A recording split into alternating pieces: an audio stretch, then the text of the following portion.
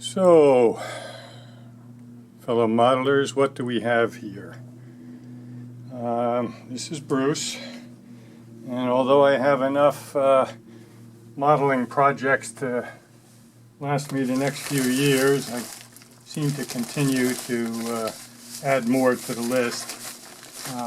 There's always a story, and the story here is that I checked eBay, as I do many days, to see what was recently listed, and saw a listing for two Tyco 10-wheeler kits. They're 460s. I'm actually working on one of those right now, putting it together. You'll see that video series in a week or two. And what caught my eye was the price, to tell you the truth. It had a starting bid, it was up for bid, of $19.95, but as many sellers do, they also said, or you can buy now for a different price. What surprised me was that the different price was $29.95. So two Tyco 10-wheeler kits for $29.95 caught my interest. I saw that this had been up for a few hours by the time I saw it. Had been posted earlier that day, and there were 3 people following it already. And I guess I scratched my head a little bit saying, what are you following for? If it starts bidding on it, it's going to go up by $10 at least, so why don't you just buy it now? If we're interested enough to put it on your I'm going to watch this list, why in the world didn't you pull the trigger on that?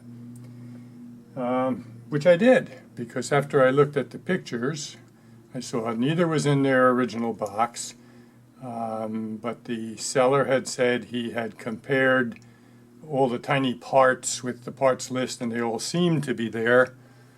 Looked to me like one of them had the connecting rods and side rods installed, the other one did not. So I looked at it and did what I often do, and that is say, okay, what's the worst case scenario? $29.95 plus about $10 shipping. Best case scenario is I get 2 working locomotives out of it and some fun putting them together. That would be the most positive outcome. Since they were identical locos, if there were some parts missing, the next best would be I get one of them together as a running loco for $29.95 plus 10, so let's say $40. And I said, well, that's not bad. And he said he had checked both motors and they ran. We'll see about that in a minute.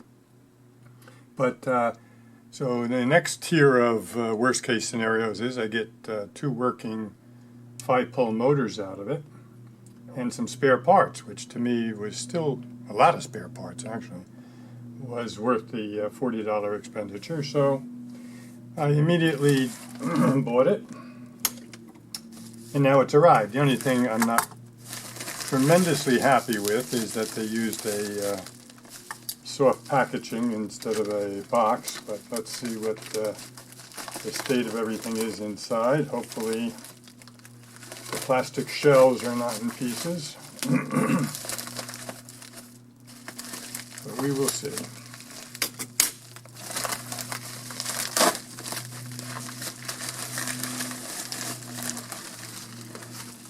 Package 1, package 2.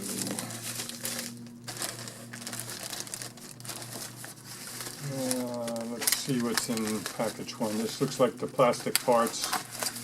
And if anything was broken, it would probably be this. They did not look broken in the photo.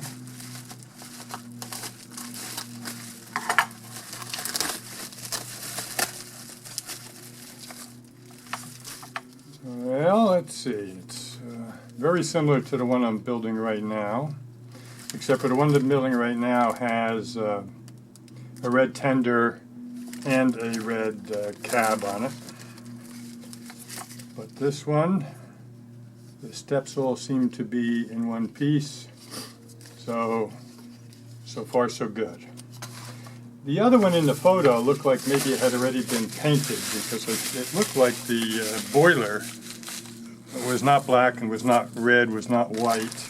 Those are the colors that normally Tyco was using, so my recollection is correct. I think it looked silver to me, but the photos weren't all that great. All right, let's see what we got here. Start with the plastic package here. Soon see which of my scenarios is the real scenario in terms of how good of a deal this was. You know, I often, when I'm thinking about an expenditure, think about when I was working and what I was spending each week on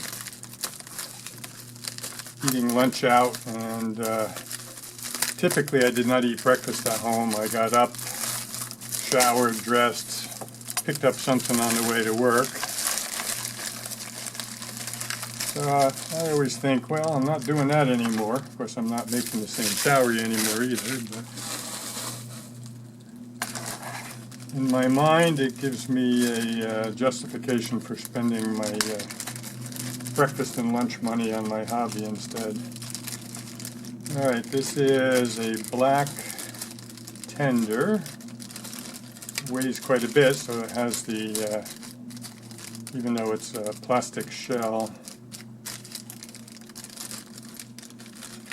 I think this is caught under the, okay. It does have the die cast bottom, pickups on one side. One leg is bent a little bit, but I'll put some super glue on that and then straighten it, and the other legs look fine. So, certainly salvageable. It's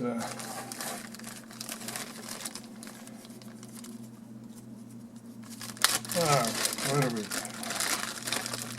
This looks like the parts of the one that they were putting together, and although it's moving, it's not moving all that freely. So I see a bent rod here. I can straighten that out. This is going to take a little work.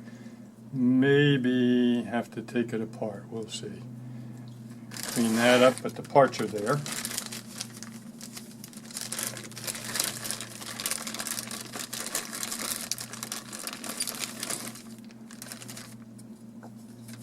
Looks like they had indeed painted the shell silver, smoke box black, added the steam domes and sand dome. Need a little touching up.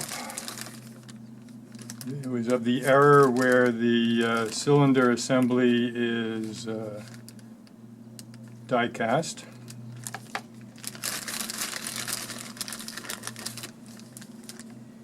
There's the motor with all kinds of, it looks like railroad tie spikes stuck to the magnet. So on the one hand it shows me the magnet is still working. On the other hand, kind of hard to believe somebody hadn't cleaned that up before shipping it.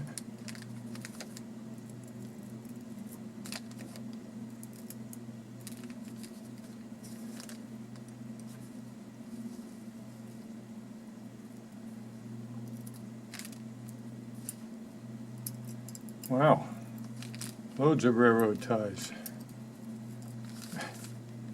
Not ties, spikes. Getting to be an old man here. Takes me a while to realize when I said something wrong. All right, let's see here. Certainly, oh my goodness. I don't want to try running this motor when there's spikes still laying around here. Have I gotten them all? Looks like it. Magnet's pretty good. Alright, it's going to need a little cleaning up, but we'll try it later in the video and see whether it works or not.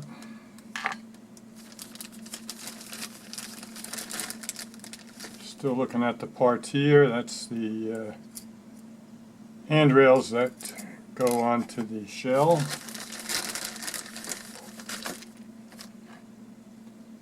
And the weight. And some bits for the boiler assembly. I see there's a bulb in here, but the wire from the bulb is off, so I'd have to take a piece of wire and solder that on and then test that bulb out. So other than, I guess, a couple of screws to hold everything together, all the parts are here.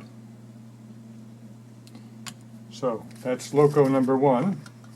And if I remember, loco number 2 was not assembled. There's instructions, which I already have for this model, but let's see. Some side rods. I'm not going to get all these itty bits out, but I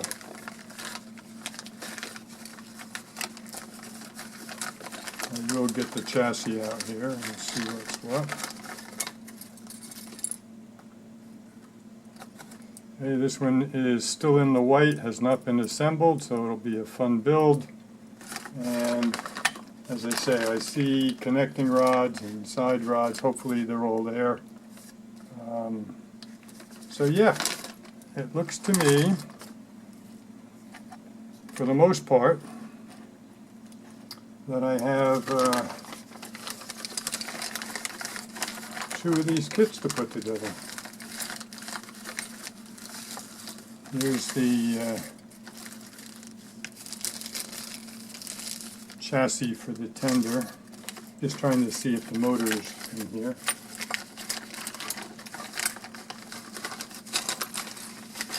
So far I am not seeing the motor.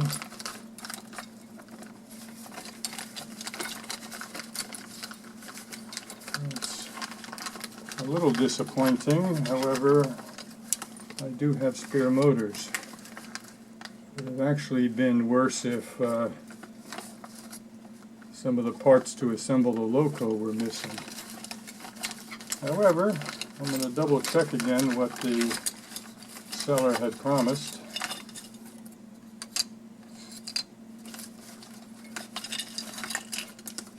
They always give you the 2 inserts on this model, one for coal and one for logs.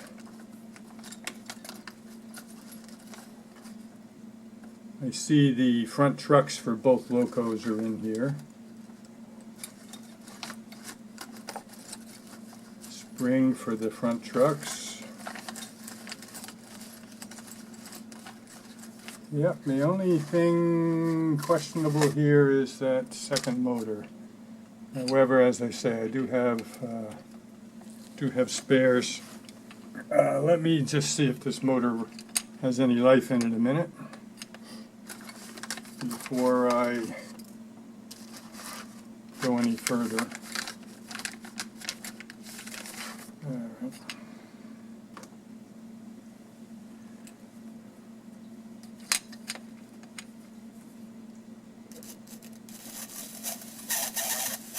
Oh, it's got life. It's going to need a good clean and lubrication job done to it. And just looking to make sure in the wrapping and so forth that I didn't toss out a motor. I don't think so. All right. That shows me what I have and what I don't have. But one thing is for sure, we'll get at least one and most likely both of these running. So you'll see these again when we get to building them, and I'll check on that motor and see what the story is on that as well. Maybe that's why it was only $29.95, but as I said, not the not the end of the world. These are very readily available. If what I have in my stash isn't appropriate, then we'll find one someplace else. So, okay, until later, as always, if you enjoyed the video, give it a like, and think of subscribing to my channel. Talk to you later.